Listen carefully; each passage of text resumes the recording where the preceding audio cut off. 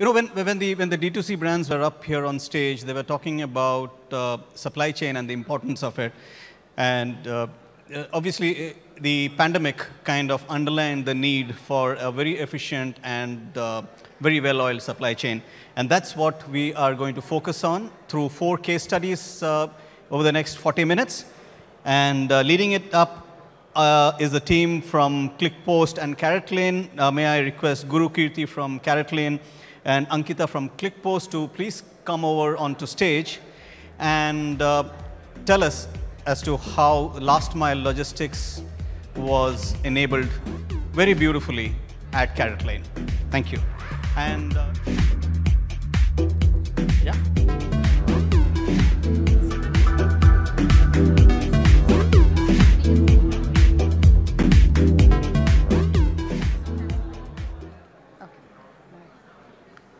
Hello, good afternoon, everyone. I'm Ankita from ClickPost, and we have with us a brand which is at the forefront of this digital wave, Caratlane, one of the most loved jewelry brand in India, and I have the man who has enabled it all. So, welcome, Guru. So, Guru, could you just help us understand Caratlane's journey? Right. So we started, way back in 2008, when all the brands were thinking about going online with small steps, and we decided to sell jewelry online. It's a big category jump. We were actually relying on the trust in the consumers to take that leap forward and adopting that practice of trying to buy jewelry online, and that's where our journey started. And around 2012, we opened up our first retail showroom. That's in Delhi, and then 2016, the Titan investment on Caratlane happened, and 2022, by far from 2008 to 22, we are still continuing to be the largest omnichannel jewelry company in India. Earlier, we used to be an online jeweler, but now we are the omnichannel jeweler. And in terms of revenues, in terms of the market share, the customer reach, and the stores and so on, for the category that we play in. Right, right. So, Guru, you started Omnichannel way before it was popular, right? I think as one of the early movers into this particular segment, what were some of the logistics-related challenges that you faced to scale your operations? See, the big decision that has to be made was initially we were set up the supply chain operation in Mumbai, and that's where we started our operation, and we had a small setup in Chennai as well. And there was like inter-logistics that was happening between these two places. The moment we opened up showrooms also as a point of delivery, that's when the complexity came in. So we wanted to ensure that there is a connection that is established across all the showrooms in India. Customers should be able to place an order in any channel of interest for them, and they should be able to, we should be able to deliver it from the nearest location for them. And so we wanted to ensure there is enough ability for the customers to use an application which is able for the sales jewelry consultants use an application with which they'll be able to use select the logistics partner efficiently and seamlessly, and be able to reach the customer timeline also. Because our biggest, the reason why this is so important for us is because Caratlane's mission is to help customer express their emotions. And jewelry is a form factor. We are in the business of expressing, helping customers express emotions. And with emotions comes, the package deal is you need to have an on-time delivery, because otherwise that will irritate and frustrate the customers a lot. And these days, social media is a platform which they can vent it out also. Absolutely. So it's very important for the right logistics partner to have, for us in order to meet that on-time delivery that we wanted to strive for. I think customer experience has been always your focus. A very funny incident happened yesterday when someone was telling that, this is how Caratlane does, and I love that brand, and that's like, this is how every brand should actually deliver the customer experience. So we understand how important it is for you. In terms of, so I think customer experience does not end when customer buys any product. So in terms of post-purchase journey or post-order journey, what were some of the initiatives that you took to manage customers' experience? Yeah, so there is a lot of anxiety for the customers post-order, and especially on a high-value product, and combined with their need for delivering, and mostly a lot of these customers do it for gifting. So the gifter is always very anxious about when the giftee is going to receive the package, and there's a need for constantly updating on the real-time position of the shipment that is happening. And whether and the regular challenges of the NDR, right? You need to track that report. You need to ensure the RTOs are in control for the business. And earlier we used to have cash on delivery. We did not actually do it anymore. But when it was there is a lot of RTO problems that we faced. All of that were the post-order aspect of it that we were continuously working on and trying to improvise it. And a lot of meaningful reports that needs to come out of, because on one hand we need to ensure the delivery is done by the right delivery partner with minimal and optimal cost for the company, because we don't charge for the shipment. The shipment is included in the cost of the business itself.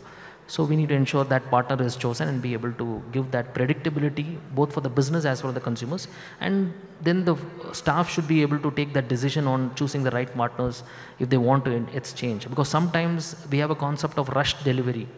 If the customer wants to, while they place an order, they will see a particular delivery date, but they actually want to fast track that. For whatever reason, it could be because something changed in the giftee's location, or for them, their own need, if they are buying it to go abroad and so on, right?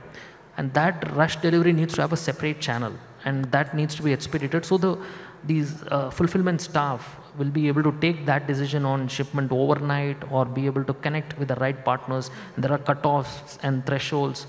This is a very important piece. The last mile is where things can go wrong. All the effort that has been done to get that sale happen can just be spoiled by the last mile, and especially if it's for a gifting. Right. I think in your segment it becomes even more important, because people are used to buying jewelry with the touch and feel psychology. Yeah. So it becomes extremely important to manage those expectations. Exactly. And so in terms of technology, what were some of the tech interventions you did, or if you could give us some examples of technology in logistics operations as well, especially while scaling up. So we understood the challenges that you had in mind, but in order to overcome, what were some of the tech interventions? So we already had a partnership with various logistic providers. Mm-hmm. So we looked for an aggregator, somebody who can actually connect these dots. We ourselves had a large engineering team. We could have built it, but we did not want to maintain the relationship because even the logistic partners, there has to be it's a vertical in itself, right? There has to be a player who should be able to do it, and that's where the biggest decision that we took was to go with an aggregator like a ClickPost, which helped offload the entire hassle of the whole shipments, the dashboards, and the ability to track it. And ClickPost call back to Caratlane's systems in order to update the status, so that the customer gets a WhatsApp message or an SMS, or be able to see in the My Accounts on where the shipments is. All of this is playing a big role on the way the technology is helping in the customer fulfill their desire. Yeah. Great. I think we at ClickPost, we're very proud to be associated with your brand and having you help throughout your journey. And this happened in 2017. It's about 5 years ago, and today, happy to see so many people are adopting this aggregated approach. Yeah. Right. So, if we have to talk about the business impact of all these interventions, all these features that you've adopted in managing your logistics operations and customer experience, so if you could just give us a quick overview on the business impact side. So, our shipment itself, as you can see, has actually went up by 20-21x, right, from what we were in 2017 to today. And our RTO percentage is a closely monitored number that we track, and that has come even lesser. In fact, it has come under 1% now for the lot of shipments that we do in the month, every month.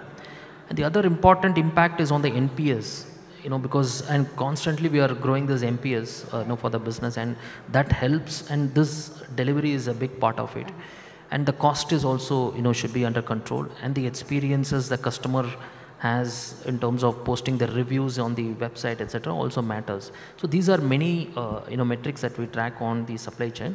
And finally, the repeat purchase and the gifting order volumes has to go up, and how well the giftee is also able to come back to Caratlane. And these are things that we are working on.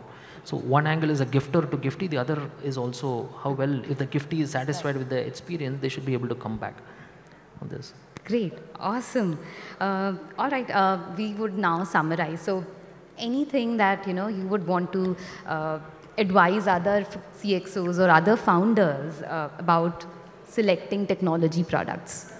So I think the mantra usually has been what is core to you and what is not core to you, and that's a big bifurcation that one would always do. For us, making jewelry is our core. We are a jewelry company enabled by tech, and when you are enabled by tech, there are certain platforms that you build it, and certain things you would want to lean on the specialist on that. Like for example, there are payment aggregators today, right? Who helps in the checkout payments. And likewise, for the supply chain, the last mile also should be, if it's an aggregated solution, then the hassle and the importance of all of that is taken care of by the partner. But the only thing, if any brand is trying to do it, because the experiences are controlled by the brand, we are not a marketplace. The brand should still have a control over that experience and want to ensure that these aggregator partners are doing the job which the brand should have done if given their importance of if the brand is ready to get into that space. But otherwise it can be outsourced, it can be given to a third party, and but the experience has to be tracked closely. All right, so ensuring excellence in logistics operations while maintaining the customer delight. Exactly, yeah. Great, great. So we'll actually end our session. We're open to questions, if any. Now that's fantastic. Now that's some excellent logistics at work. You've brought the session back on track. Thank you so much for that. Any questions from the jurors? So just wanted to check with you, after tying up with ClickPost, what kind of an efficiency you were able to increase with your deliveries as such? Because choosing the right logistic partner and using that particular algorithm is very, very important in this business. So definitely ClickPost must be helping you. So what kind of a efficiency was brought in?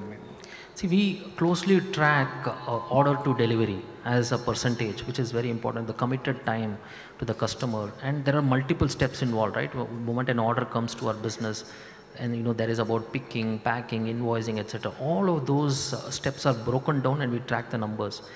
We were about 80-85%. Today we are at least about 93% in terms of meeting the customer expectation in the delivery.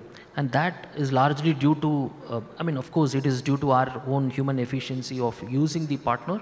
At the same time, without a aggregated solution and without that real-time tracking and quick decision making on what is working and not working, right?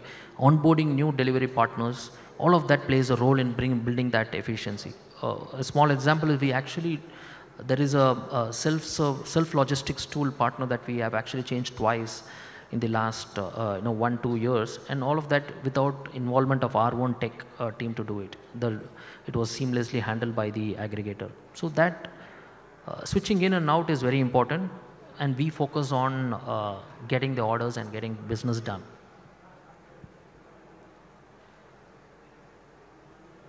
Well, if there are no further questions, I think let's give them a big round of applause.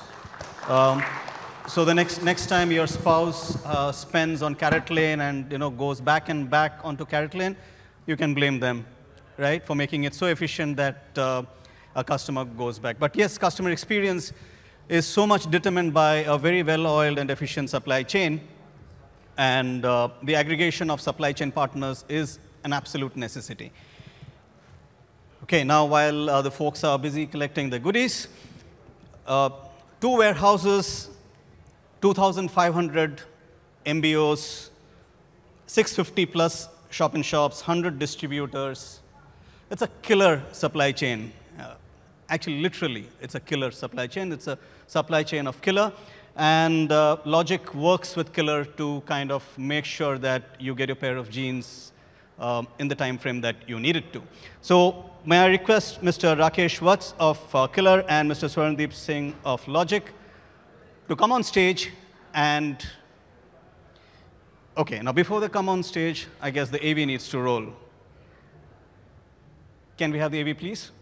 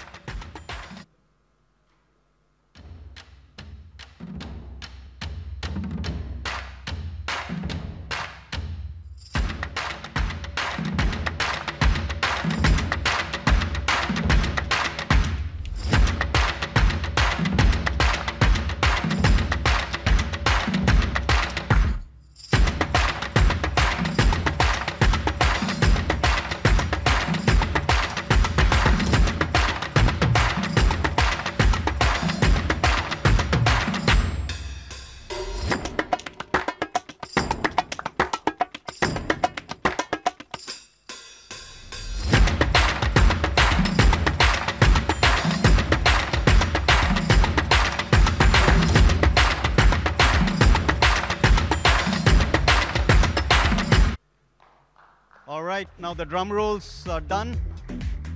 Mr. Surandeep Singh from Logic and Mr. Rakesh Watts from Killer. So your time of 7 minutes starts now. Can you place the second AV?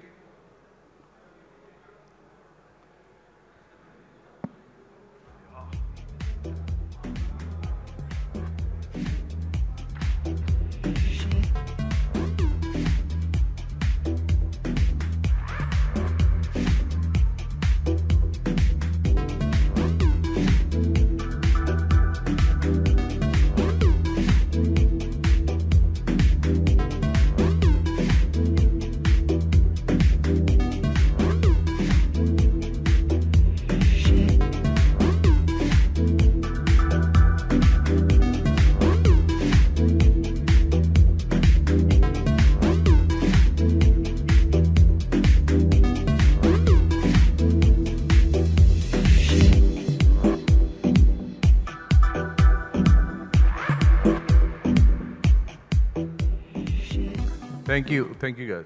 Thank you.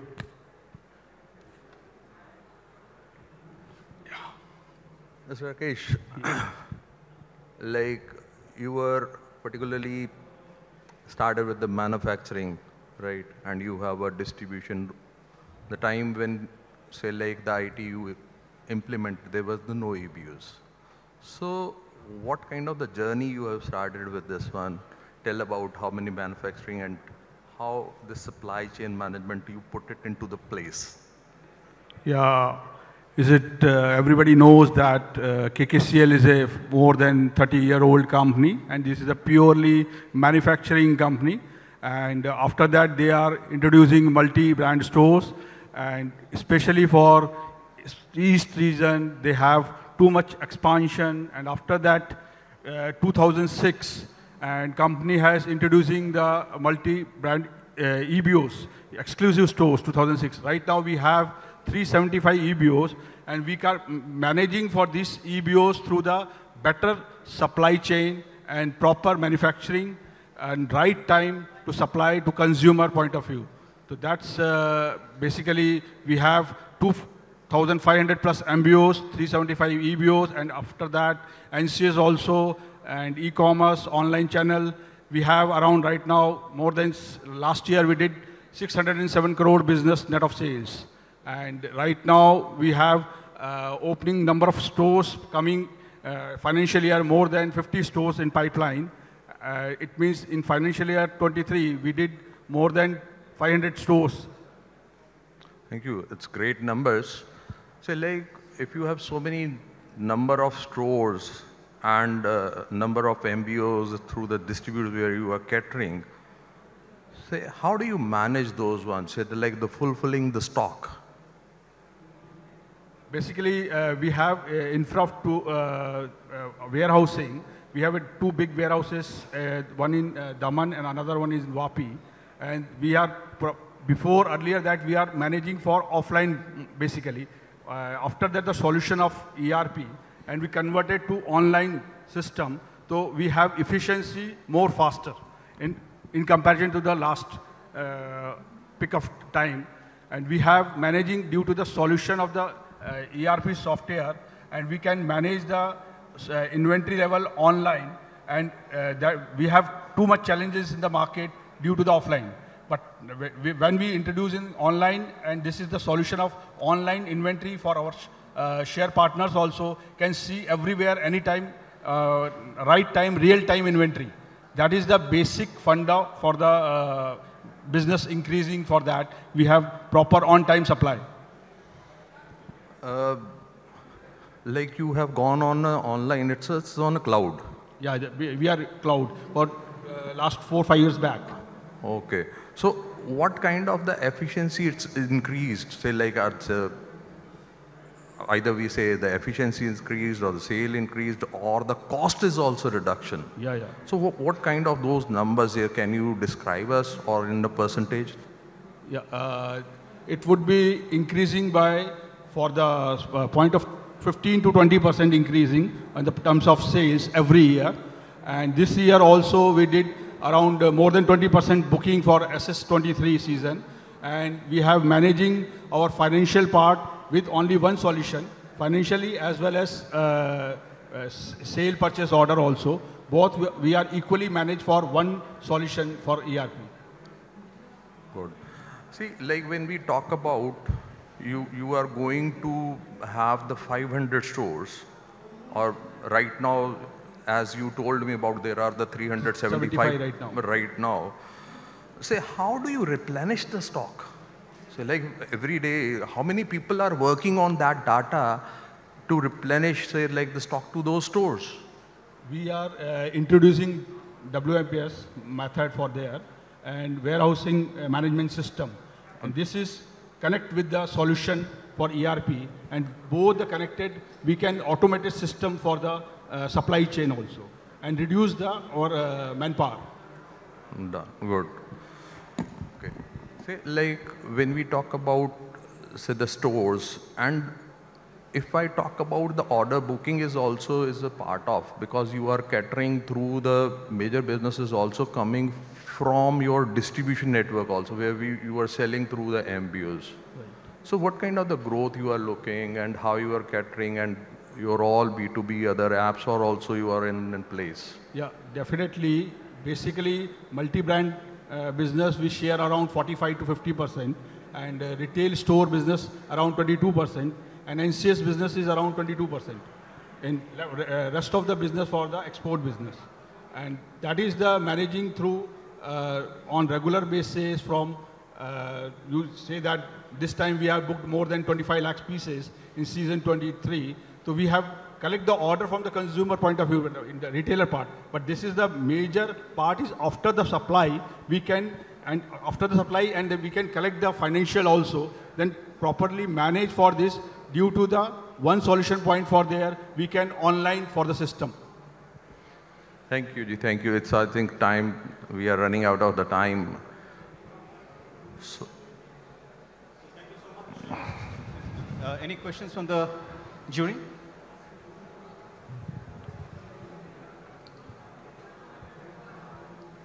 No. Thank you so much. Thank you Rakesh very much. Mr. Soran. Thank you. Thank you.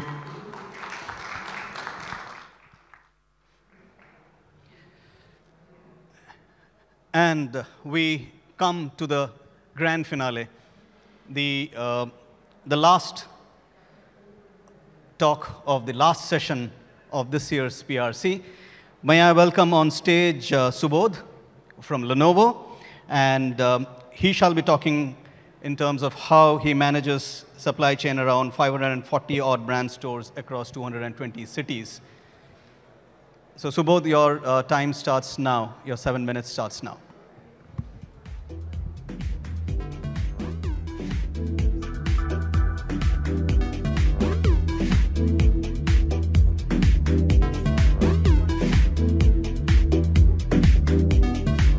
Hi, good evening, everyone.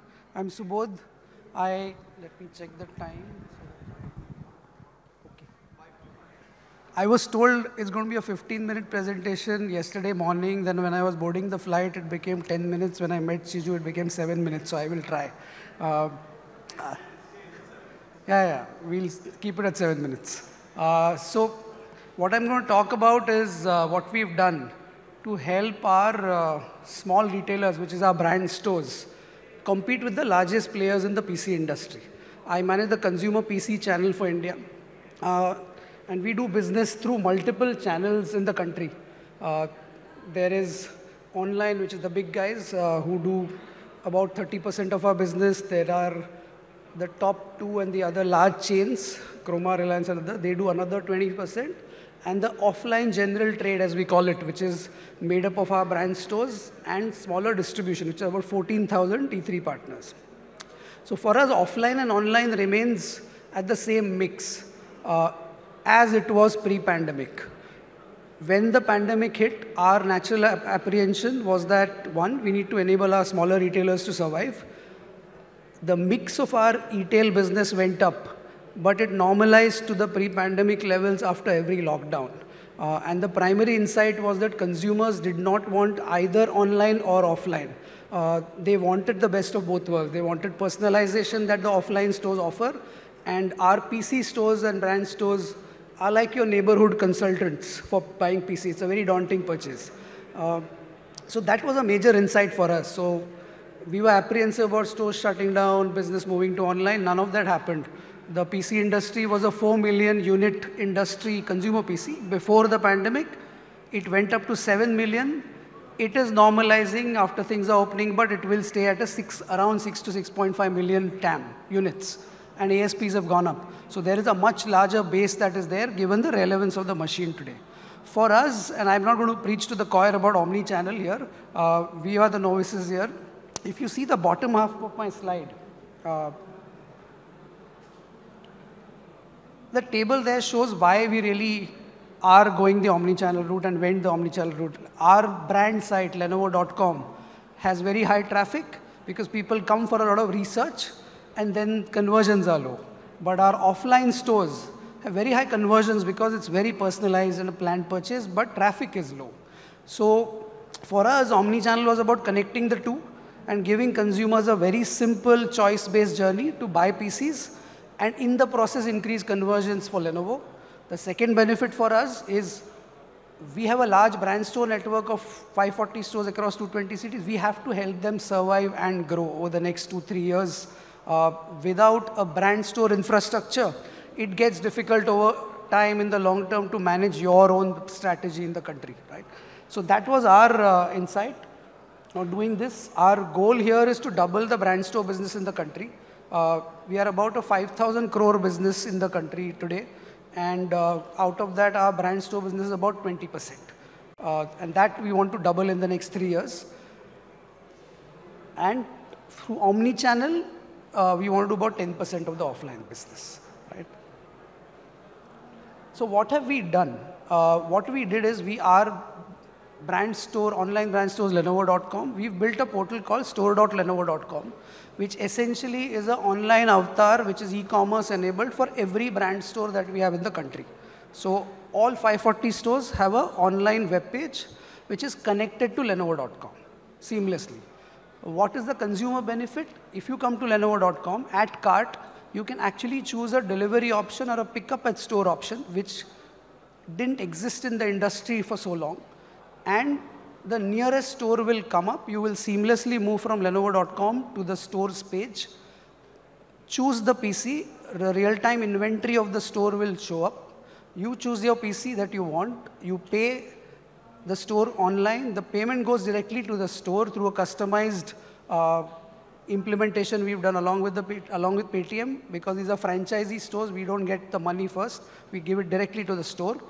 And then the store contacts the customer and either delivers to his house or her house or assists the customer when he or she comes. So it's a pick-up at store model, enabled, simple, but because of the nature of the franchisee network, which is disparate, small, large IT partners, there were complexities for us which we had to challenge. I'll cover that, but let me show you the results first. Our first live order on this model came in January 2021, December last week. From then on, what we are seeing is every month, without any marketing investment, so to say, it's pure redirect from Lenovo.com, and customers choosing to get that option at cart. We are actually growing orders every month. So from 34 orders in January, August, we have hit our first 1,000 order milestone, and we will end up at 1,300 orders. This is coming at 20% higher ASP than the offline store business. At this rate, we will do about 12,000 orders in the first year itself. At our ASP, it is about 72 crores of business at a 15% gross margin, which is 20 to 30% higher margin than the offline store business for us. And for the partner or the small retailer, an average PC store does about 30 to 40 machines a month. That's the level of productivity that exists because ASPs are higher. So that small retailer who sits the whole day in a town beyond the metros is actually getting an order without even knowing that the order is coming, customers paying for that and paying 50,000 rupees and coming and picking up the machine. So it's like magic for the retailer, saying, I'm sitting here for a month, for years, I get 30 PCs. Now I'm suddenly adding customers from somewhere coming and ordering and buying. So that's the benefit for the partner. We are also seeing adoption growing, and that's organic adoption. We are seeing more and more stores getting orders without excessive marketing, so to say.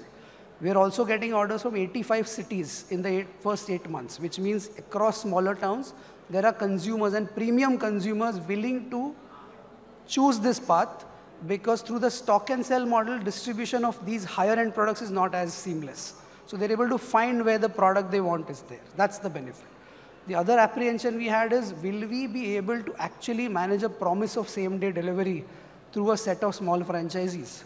We are able to order or fulfill all orders in 6.5 hours from discovery to delivery, which is the fastest delivery that not even the biggest e-tailers or retailers can manage today. Not just that, the other benefit that our smaller retailers offer is this product, when you buy, is not a very easy plug and play product. You buy a laptop, it takes some doing to set it up, whether it's warranty registrations, creating a Microsoft account for yourself. So even the best consumers want assistance. That's what our stores are able to offer, end to end. If you buy from the largest retailers, the delivery will happen 2 to 7 days. And a normal courier person will come and deliver the machine to you. In our store, in 6.5 hours, you go to the store, the partner will set up at least your warranty, your Microsoft account, help you load any other software, take you through the machine, and spend about 30-40 minutes with you. So that's the value consumers are seeing end to end, right? A couple of other challenges we came across because of the nature of the franchisee network that we had to connect with. There is no standard POS implemented. So there is no view of real-time inventory at all. And because this was a worldwide funded project, the front-end investments came first, but the back-end investments have not come yet. So we had to figure out what to do. So there is a semi-manual, semi-tech build where every store uploads a document or an Excel sheet into the back-end every day. Through 6 months, we are able to get 85% of the stores uploading it every day. So it's not great, but it's working so far. And over time, as we get POS, we'll be able to do that. The second thing is, the payment had to go to the store. Now, the typical e-commerce model, as we understood it at that time, is there has to be a central account where the money goes first, and then everything gets spread. We couldn't do that because our Lenovo.com brand store is also managed by a franchisee. There is no direct operations. So we worked with Paytm for a custom build, where through an escrow account, after the OTP-based confirmation comes for order delivery in 6.5 hours, the payment goes to the partner straight with auto computation of his margin if the Lenovo.com price is low. So at the back end, there is a price parity tool that operates, which allows our smallest retailers to match the price of the biggest retailer on that day, sell at that price, and get the margin that he or she is committed to. So that's the customized tech build that we've done to ensure smaller retailers come and at least participate in this. Otherwise, without that, they were not even willing to accept these prices or even upload the inventory. They're saying, we will sell whoever comes into our store and make margin. Right? So price parity, margin retention, and ensuring payment goes directly to that partner. These were the tech builds that we had to do. The other thing is not just speed of delivery, quality of delivery. The combination cannot be matched by, as of now, the largest retailers or retailers. So that's the power of the tech build. The other thing we are doing is we are doing, obviously we are doing tech to get CX questionnaires and analytics, that's happening. But we've actually personally spoken to 425 customers ourselves to find out discovery to delivery experience. Because our apprehension was our partners who are not used to this at all, how will they even respond?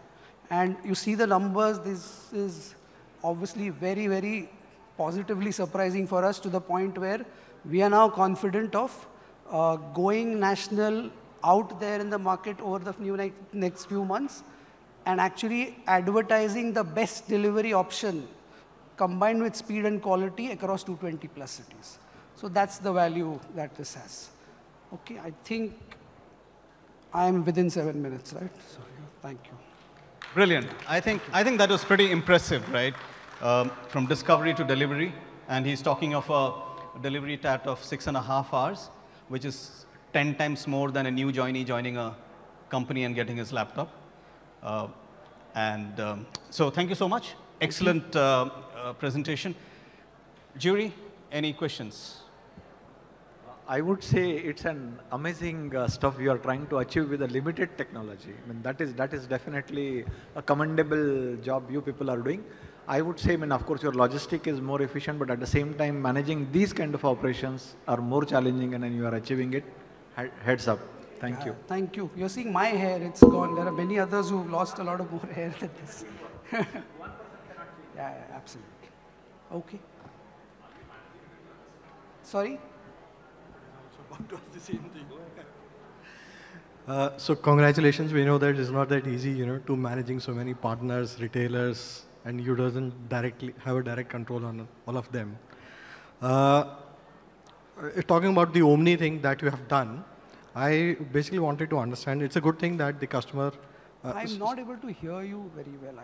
So I make it simple. I come straight away to the question. How do you manage talking about the customer journey and the customer experience from a customer perspective? Because he's buying from a, he's not buying from Lenovo, he's buying from a retailer. So the question is, how do you manage unified customer experience, ensuring that, you know, the customer experience from all different retailers remains the same? And how do you manage disputes? Like if the customer says that he's not happy with the delivery and he has not got the same product which he has ordered, how do you manage dispute? And also adding on top of that, can customer also return and exchange to a different store, not from where he has actually got the product? You know, buy online and return anywhere, any to your store. Okay, the third question is the easiest, not yet. I think we will have to, and the reason is right now Lenovo.com works on Hybris, and it's a worldwide, it's a single platform worldwide, thank you. And it wasn't envisioned to really run omnichannel, as I understand it, as we understood it when we started this. So there is a store.lenovo.com portal which runs on Magento, and then there is a very deep customized connect that works. In the next integration that happens, there will be a direct build of the OMO platform on the site itself when we move from Hybris to some other platform at a worldwide level.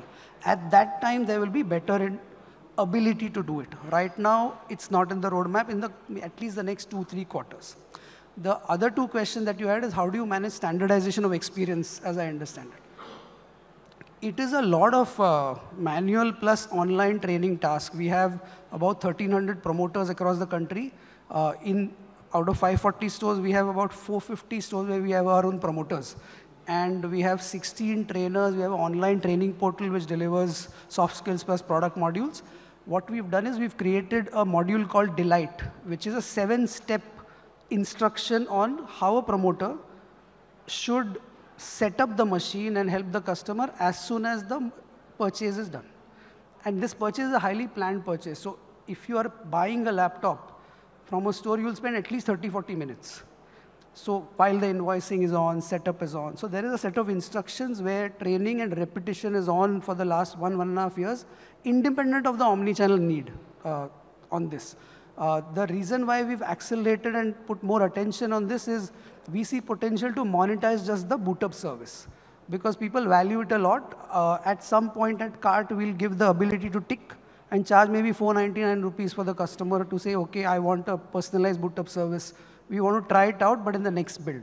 So standardization of experience is done through training primarily as a task. The second part of it is actually talking to customers.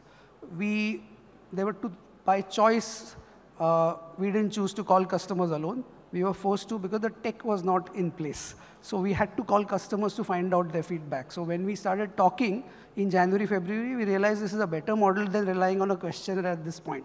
So there is a person in my team who runs the national omnichannel model. We created a role. He has himself spoken to about 150 customers to understand discovery to delivery experience.